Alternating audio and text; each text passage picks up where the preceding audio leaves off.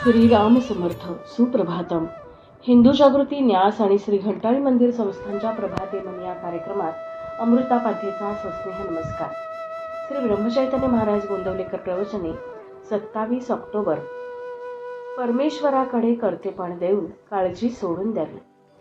सर्व कर्तेपण परमात्म्याला देऊन आपण काळजी करण्याचे अगदी सोडून द्यावे आणि सदैव समाधानात आनंदात राहावे.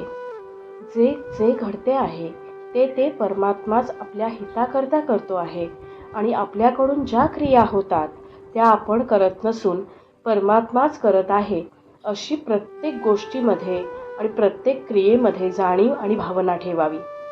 अशी भावना ठेवायला कुठे बिघडते? त्यात अवघडते काय आहे? प्रयत्न अवश्य करावा आणि तो कसून करावा, पण तो परमात्माच सर्व करत असून त्यात येणारे यश अगर अपयश हे सर्व आपल्या हितासाठी आहे अशी ठाम भावना ठेवली पाहिजे. अशी ठाम भावना ठेवल्यावर काळजीला जागाच कुठे राहिली? आणि एकदा काळजी गेली म्हणजे आपला आनंद हा स्वयंसिद्ध आहेच की.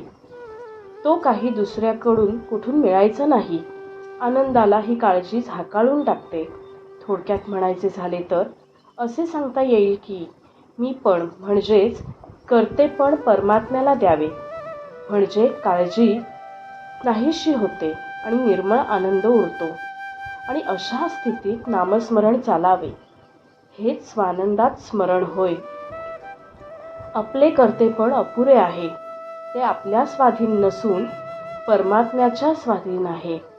म्हणून सुखदुःखाची बाधा आपल्याला न होता ती परमात्म्याला झाली पाहिजे. आपल्या सुखदुःखाचा नाश म्हणजेच आपल्या कर्तेपणाचा नाश आणि आपल्या कर्तेपणाचा नाश म्हणजे भगवंत करतो ही भावना होय. आपले होते कसे ते पहा.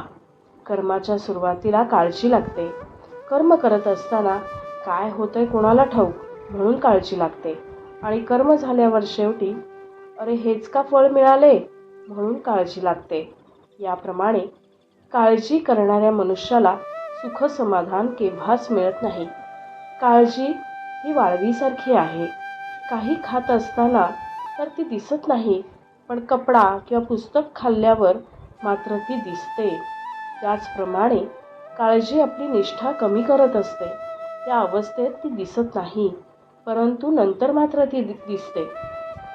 काळजी सोडायची म्हटली तर आजच सुटेल, नाहीतर ती केव्हाच सुटणार नाही. भारतीय युद्धात भगवंताने जिथे रथ नेऊन उभा करावा तिथे अर्जुनांनी बाण मारावे. अर्जुनांनी आपल्या रथाच्या दोऱ्या भगवंताच्या हाती दिल्या. त्याचप्रमाणे आपण आपल्या जीवनाच्या दोऱ्या भगवंताच्या हाती देऊया.